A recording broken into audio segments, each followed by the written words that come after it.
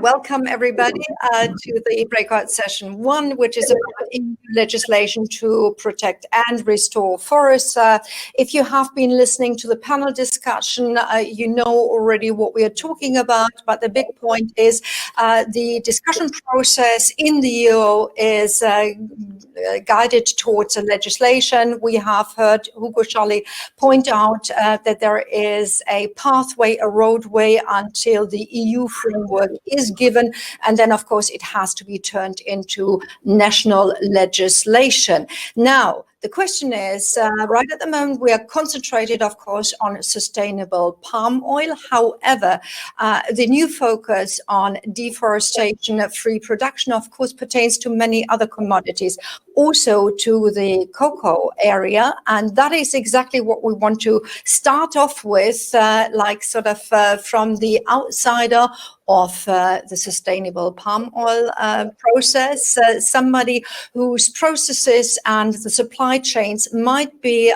similarly difficult, certainly from producers to consumers. And for that, I welcome Anthony Fountain. He's a managing director at Voice Network, and they're a global network of NGOs and trade unions working on sustainability in the cocoa sector. Now, before you take it away, let me just raise expectations. Each of our participants has 5 minutes to share their views, and then we will actually tackle the questions that come up in the chat. So, Anthony, what's it like in the cocoa sector? What are the thoughts that you have on the overall EU legislation that is under discussion right at the moment? First of all, thank you, Connie, and thank you to everyone here.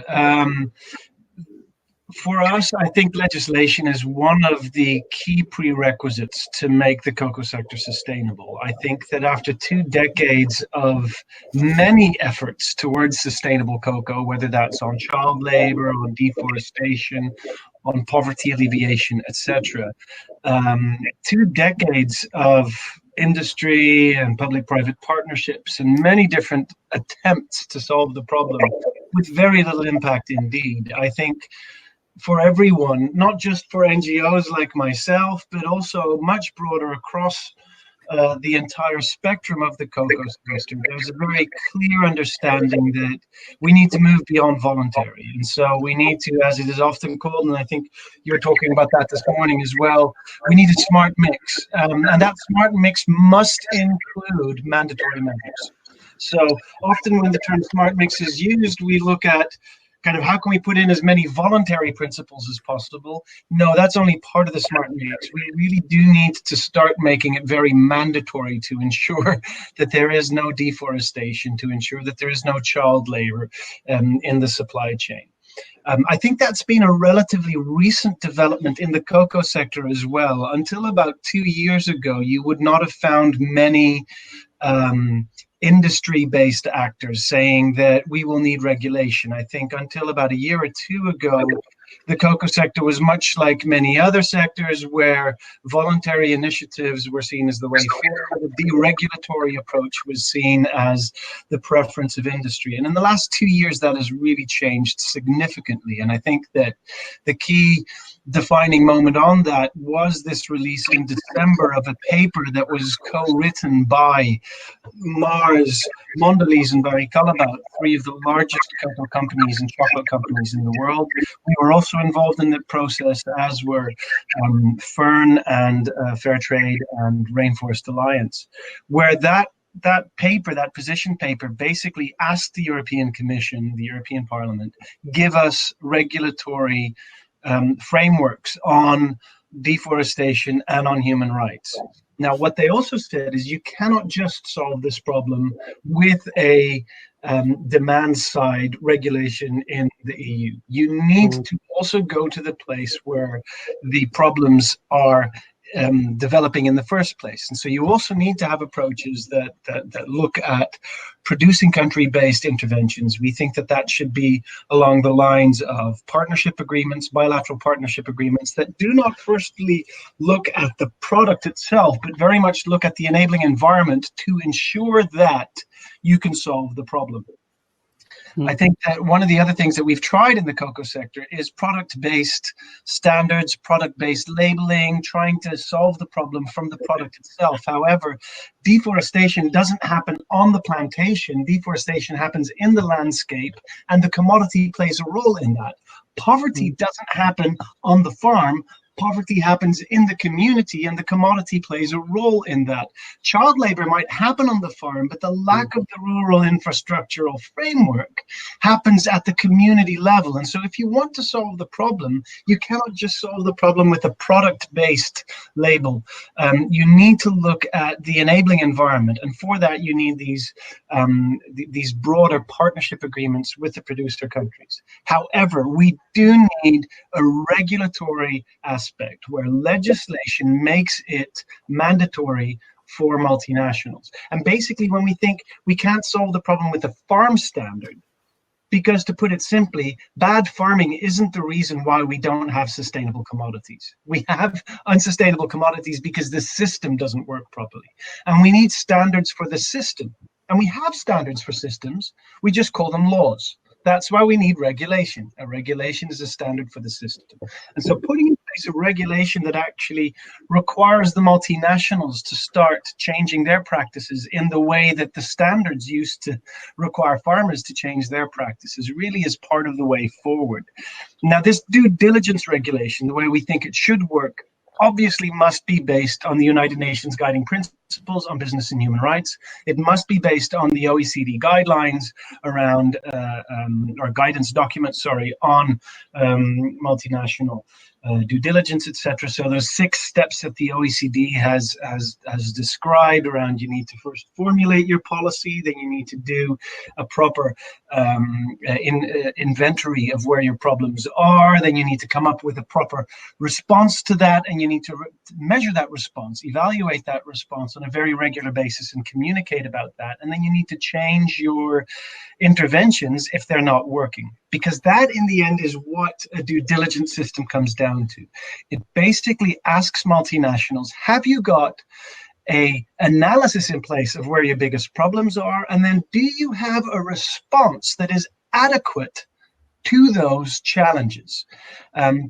And when we set up this call for a due diligence regulation, we spent many hours with a lot of very smart academics and lawyers, both internal counsel and external counsels for the multinationals, because we really needed to look at what is the legislative, what is the law-based aspect to this. And the adequate response is really what makes that very, very important. So it's not just a tick box exercise. You need to look at your problems and you need to come up with an adequate response. So to summarize and to finalize there, the voluntary approaches really haven't worked. The product-based, farmer-based approaches really haven't worked. And so what we need is an approach that looks at, first and foremost, regulation for the whole sector in consumer countries, coupled with partnership agreements to build the proper enabling framework in the producer countries. And for that, we really need to work together. I've said this from the cocoa perspective, but these multinationals don't just work in cocoa, they work in many commodities. And so we see cocoa as the possibility of being kind of a beachhead for a broader cross-commodity approach. And I think the EU regulation is also tied into that thinking as well. I'll end there. Thank you very much for sticking also to your time, since, of course, working digitally, we are in a time-critical environment. And ladies and gentlemen, could I just encourage you to put your questions already into the chat so that we then have enough to answer them during the breakout session. And we turn with that to our second speaker, and I welcome from Indonesia, Ian Suwarganda from GAR, which is the Golden Agri-Resources, one of the biggest producers in Indonesia. And we've heard that Indonesia and Malaysia are, of course, the 2 countries that are outstanding producers of sustainable palm oil. You and your team, Ian, actually are working on sustainability matters to the international stakeholders. You personally are heading the Sustainability Relations Department. And the question is what you hear from Brussels. How do you digest that? And what are your responses to it as we are still in a dialogue situation? Yeah. Thanks, Connie. Can you hear me? We can hear you perfectly. Okay, very good. So, I'm glad that the organizers have put legislation at the center of the agenda. And that is because from my visits to Brussels, understanding of the palm oil is limited. So please bear with me as I share GAR's view, a producer point of view, on the legislation in the following 4 slides. So firstly, EU legislation must be informed by the latest research, right? To answer the critical question, what are the threats to forest? Where can EU legislation add value? So if you see the left graph, 2019 research shows that expansion into forest areas by large-scale plantation companies has declined to about 50,000 hectares in 2016. This is thanks to restrictions imposed by government regulations, but also by buyers with no deforestation policies. Now move to the right. However, deforestation from small-scale agriculture and conversion to grassland, often by fire, has been rising sharply, roughly 300,000, 500,000, so it adds up to about 800,000 hectares in 2016. And of that 800,000 hectares, 220,000 was deforested to make place for palm oil. But the EU should take note, corporate-led deforestation remains a concern, but is less urgent today than it was a decade ago. The urgent challenge is how to protect forests from small-scale agriculture and from conversion to grassland by fire, while ensuring sustainable livelihoods for communities and farmers. Secondly, the EU should ensure that buyers' policies seek to identify, engage, and transform upstream producers, not to exclude them, right? So to illustrate, GAR, we have convinced 62 of our suppliers to participate in our traceability to plantation program. It's called Ksatria. In this program, we partner with traceability specialist Cultiva, to build the suppliers' capacity in mapping and profiling smallholders. Now, this makes for nice maps, showing smallholder location, but that is not the point. The point is that the European buyer need to engage and encourage suppliers towards the implementation of sustainable practices such as traceability. So buyers should send clear commercial signals by rewarding progressive suppliers and incentivizing lagging suppliers to improve. Thirdly, the EU should promote partnerships with public, private, and civil society stakeholders. So in Indonesia, many organizations already work in the space of sustainable agriculture and sustainable land use. GAR works with a number of these. Even our organizers, IDH, RSPO, and many IPOA members have programs in Indonesia. So the EU need not reinvent the wheel, right? It can help scale up these programs. The EU can encourage buyer-to-buyer collaboration, buyer-to-producer collaboration, and member state-to-Indonesia collaboration. The EU can further pool, combine resources to boost the capacities of these programs and collaborations, so as to engage and transform more forest risk plantation companies, small-scale farmers, and their communities. This is my last slide. Lastly, supporters of sustainable palm oil consumption, so the audience of this conference, should have their voices heard at the EU. 2 public consultations are planned by DG Energy, right, as Hugo mentioned just half an hour ago. They are scheduled in the second half of the year. These consultations are critical because they serve as a kind of referendum where the EU notes any consensus view by a significant majority. So supporters should therefore cast their votes, quote unquote, both collectively, through IPOA, through RSPO, but also individually, right? This is how civil society does it, right? So IPO and RSPO can facilitate this process. They can perhaps propose key messages, and direct members to the consultation websites. Okay, I think that's it. Connie, back to you. Thank you very much. And as with all the other information material, this is uploaded on the platform and furthermore on the website. So you can, even after the conference, have access to that. Now, thank you very much, Ian. And with that, I'd like to turn to Franz Clarsen, who is the chair of EPOA. Of course, as one of the bigger organizations with your sister organizations, watching the process in Brussels, even driving it to a certain extent. What's your takeaway? How do you see legislation? Is it going in the right direction? And if there are one or two things that you would like to tweak, where would you tweak?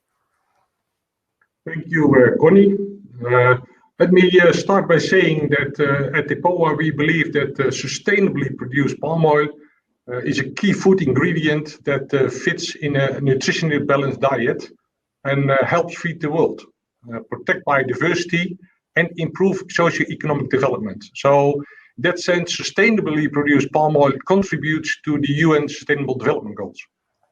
Both in Europe and worldwide, food and non-food manufacturers will continue to need use palm oil.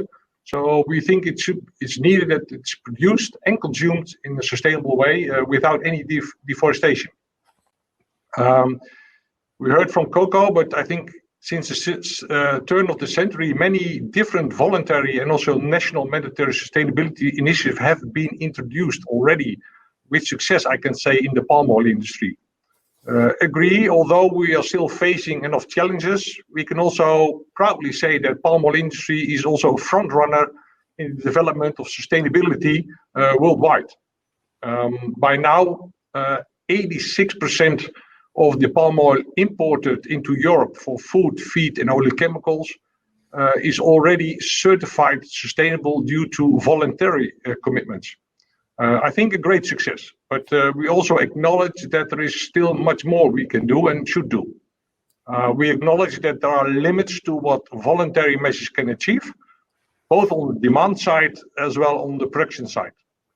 The EU Farm to Fork strategy and the EU communication to protect and restore the world's forests both offer opportunities, but also challenges to further improve the sustainable production and consumption.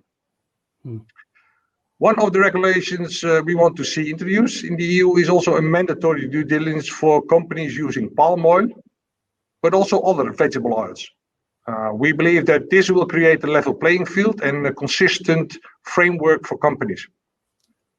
These checks and balances should be non-discriminatory and should also be used for other commodities. We already heard cocoa and soy.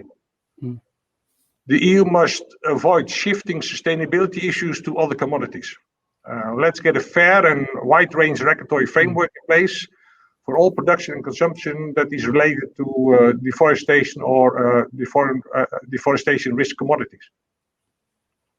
We should not use the regulations as barriers for trade or burdens for already vulnerable smallholders. At the same time, we as a palm oil industry, we need to be bold about our sustainable practices and also celebrate and communicate about the progress we're making.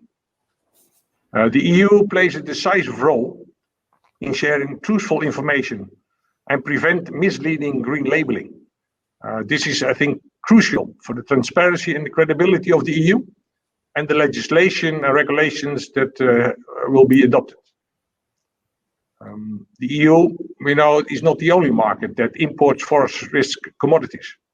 So we believe that the EU should engage with other sizable importers of forest risk commodities beyond Europe, which is, I think, essential to have impact on a global scale.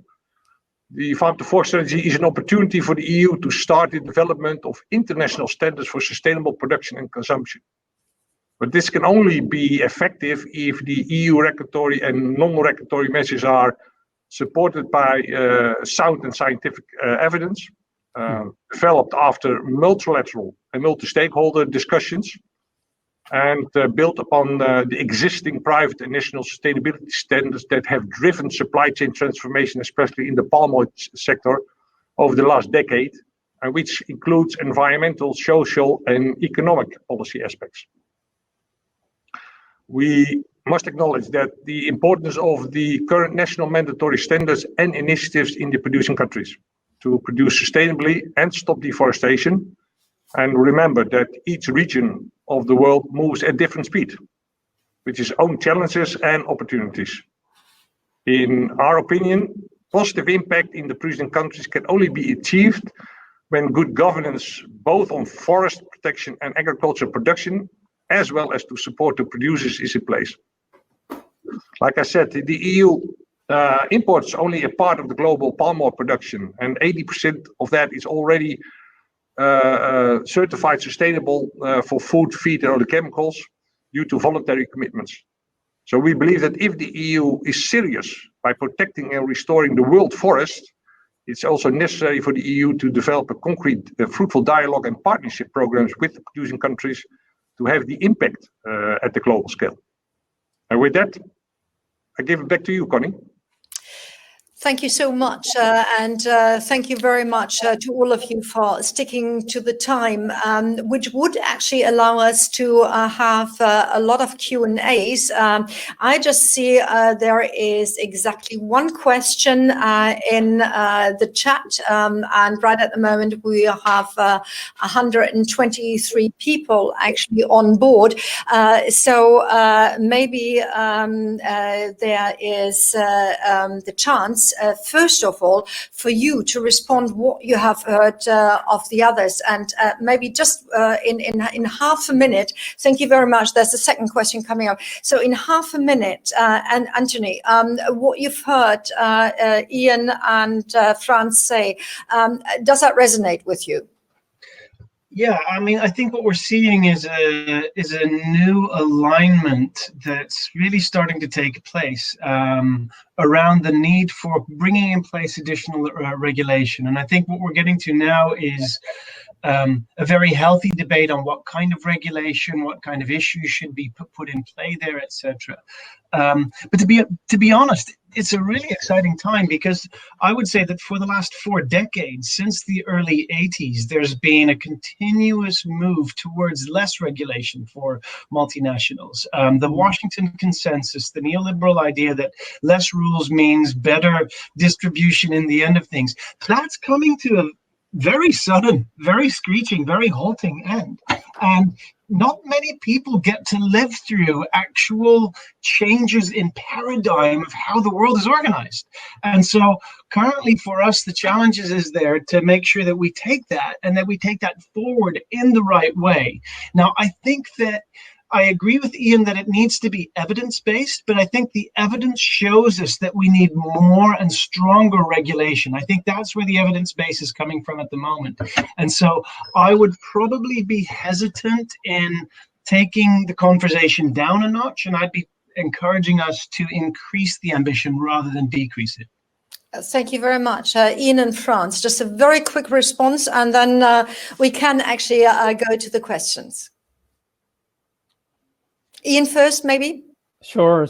I thank you, Anthony, and I agree with the points you make. I just want to respond to Franz real quick. You know, we like the EPOA position paper. You know, partnership with producing countries.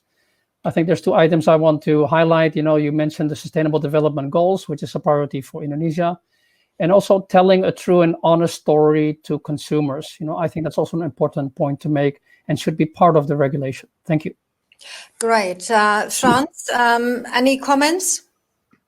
Yeah, I also want to comment on Anthony. I think it's agree. It's new that also we from the industry, representing industry, are requesting regulatory measures. That is new also for us.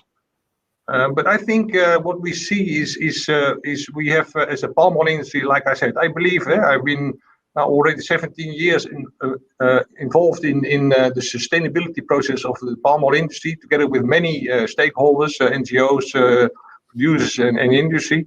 I think we made success, and we have a lot of front runners in the industry. But what we now see is that these front runners are hampered by the laggards in the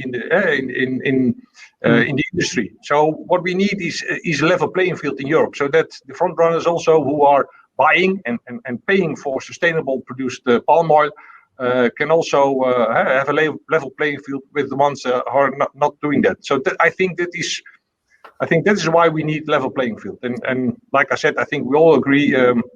When developing regulatory measures, I think that is mainly for the EU market. We need, and we can only do that in close cooperation with the producing countries. We need to, I would say, de-escalate the discussion between EU and palm oil producing countries on the topic of on sustainability. We have a common objective. Thank you very much. That does seem to come across. Just let me quickly answer one question that had been put, but does not quite apply. The question that we already had was, will the EU also implement requirements within Europe's forest and peatland? And that question has already been answered by Hugo in the chat, that of course what we're talking about now is imports into Europe, i.e.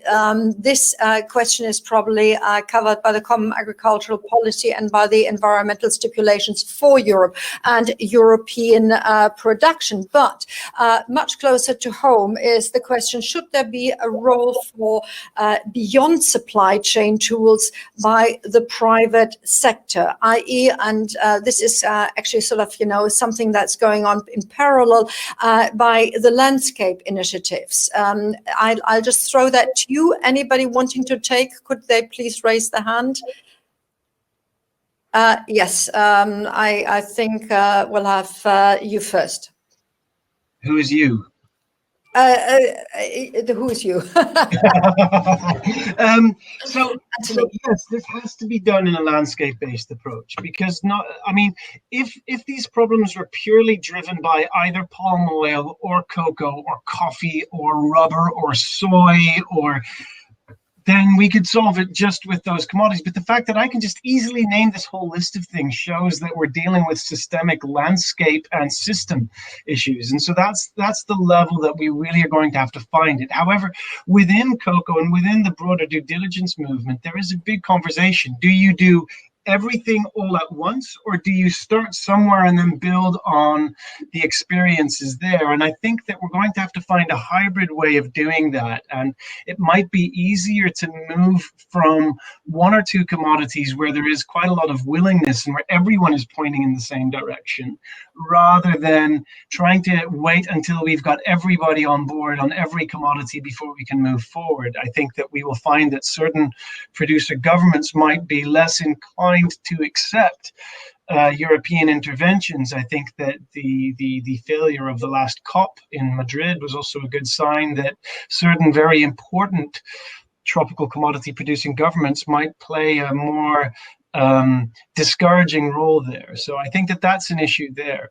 But there are things that we can look at that are positive, like how the EU timber regulation, also to answer Hugo Schali's question, the EU timber regulation has already had tremendous impact, even though the EU is not one of the large timber importing regions in the world. Much more goes to China, for example. But because of the EU timber regulation, many timber companies have started changing their things, because it's easier to change your whole supply chain than to start segregating. Oh, we're selling this to the European market, we're selling that to the others. So there's a lot to be said about it, but we are already seeing implementations here and there. Could I ask you to keep your answers pretty short? And I see Franz with a hand up. I also would like to respond a little bit. I think we heard from Ian that smallholders, I think that these smallholders are a very important part of the palm oil industry. 40% roughly of the palm oil is produced by smallholders. We heard about the deforestation rate due to smallholders. And I think EU regulatory measures should not end up by kicking out the smallholder out of the supply chain. So, and therefore I started with the UN Sustainable Development Goals. If we also as the EU take the UN Sustainable Development Goals seriously, we should also need to take care that if we develop measures and we do that in close cooperation with the producer countries to prevent the smallholders to be kicked out of the sustainable palm oil supply chain, because at the end that will not help us at all. Thank you very much. Ian, maybe half a sentence if you want to. Yeah, just to add real quick, because GAR, we're in a number of jurisdictional landscape approaches. It's really important that the brands and the buyers are involved in these initiatives, because the government, whether national or subnational, they take notice, right? When brands join, they take notice. Thank you. Wonderful. And I'm very happy to see that Hugo is with us, and he's actually thrown a question to all of us, which we should prioritize. Well, that is that you should prioritize. And maybe Franz, to kick off, the question is, who is supposed to focus on the due diligence? How do you evaluate the effectiveness of all of this? Who should do it? Franz? Well, the message to Hugo is the first of all, I think most important message is also in the process, and you mentioned the consultations. I urge the EU and the Commission to also contact and include the producing countries in the consultations, not only for palm oil, but also for other commodities. We need to do it together. It's a worldwide issue, so we need also to find worldwide solutions. And I think, of course, in EPO, we mainly present large companies, and I think they're also in the front runner. I think also on the UN and OECD principles of due diligence, we know what to do. We do risk assessments, we do making plans, we report on that, and that everybody should do that. Maybe not the smallholder in Indonesia, but also not the small bakery at the corner of our villages. But there's a responsibility for the larger companies to start with. Ian, okay. We can also have Anthony. Why doesn't Ian go first? I had quite a long answer a minute ago. Yeah, sure. So that's a good question from Hugo. So it's a shared responsibility, upstream, from upstream to downstream. In terms of, I want to just touch on verification. In terms of verification, there's nice, satellite technologies out there now. Starling, RED. There's others that can monitor things like, forest conservation, forest deforestation. But we have to be careful about using technology, because from the picture, you don't know who is doing and why they're doing it on the ground. So you still need that component of engagement, right? And as I presented, that the engagement to the producers on the ground is very important, and understanding the local context, a lot what Anthony mentioned in his presentation. Okay. Thank you. I'm going to revert back to you. But first of all, I'd like Anthony to sort of chip in, and then back to Ian. I think that the answers here and also the questions tie into a bigger question, which has got to do, cocoa also has a lot of smallholders. And I think that one of the big misunderstandings around due diligence is that it would make people move away from the place where they have problems to go and source elsewhere. That is not proper due diligence. And if the law is written properly, a due diligence law requires you to identify a problem and then remediate the problem. So you actually need to solve the problem rather than walk away from it. Walking away from the problem is not due diligence. And so I think that's a really important aspect to it. And I also really hope that the Commission will take that into consideration when they are drafting the law. You can't walk away from the problem. That's not an adequate response.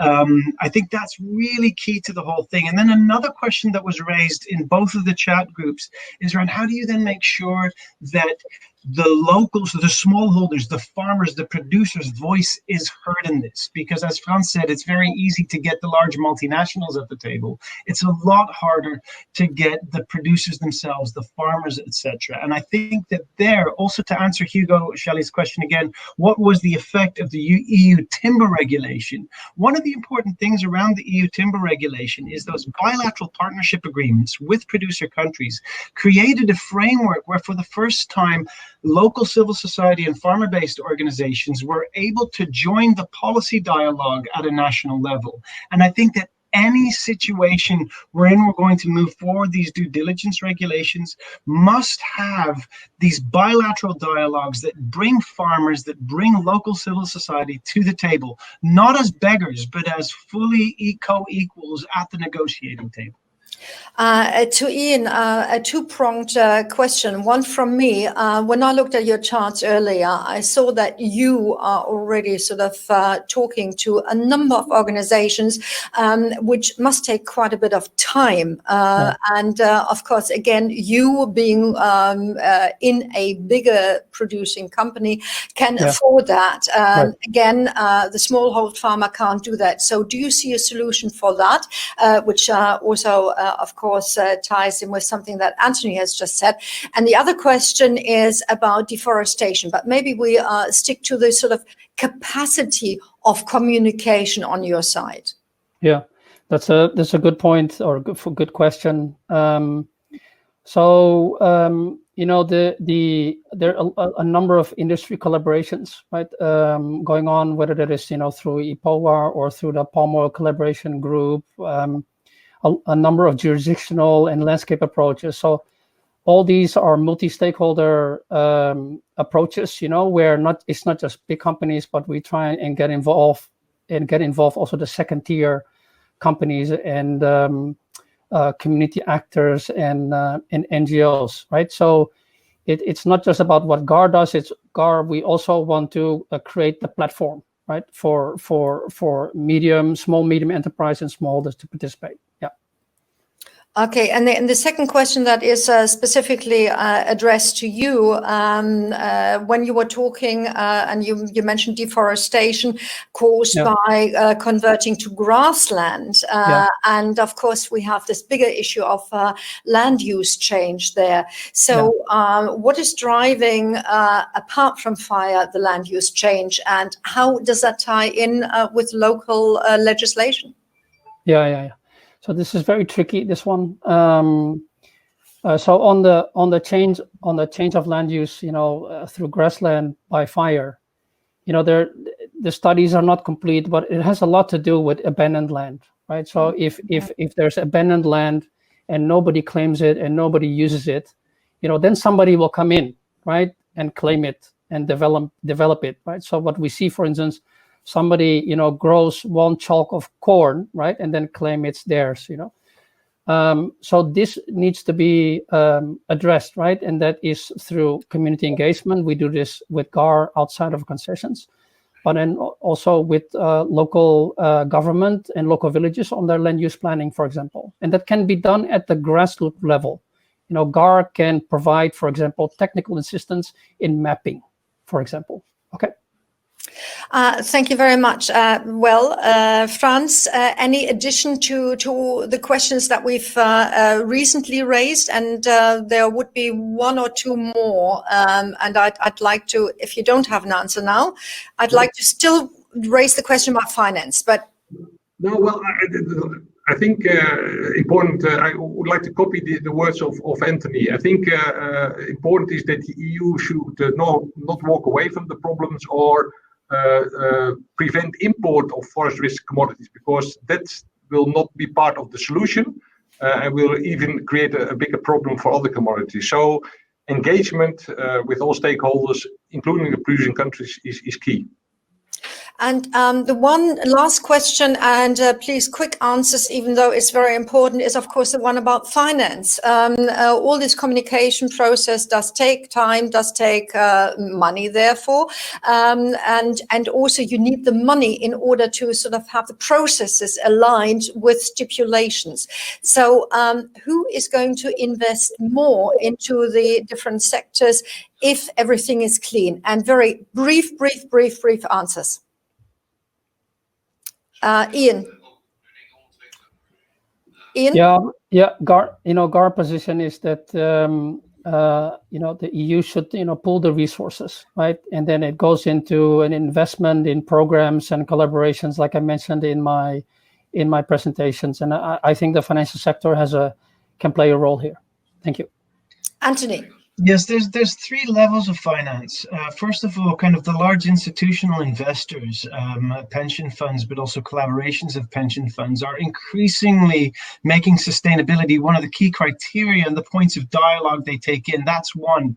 You've also got the governments like the EU providing finances, and then you've also got the international financial organizations like the African Development Bank, the World Bank, the IMF, the IFC. They're all interested in these topics. So I really don't think that this is the biggest problem. If you've got a good, sustainable approach, financing should be possible, full stop. Thank you very much. One sentence from you, Franz, and then we need to go.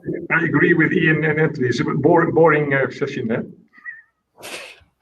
Okay, thank you so much. That was it. We talked about EU legislation and the consequences it will have on the ground and in the relationship between producers and consumers and everybody who is overseeing the process in between. I've got to run to the feedback session. See you later. Thank you, Connie. Bye-bye. Bye, everyone.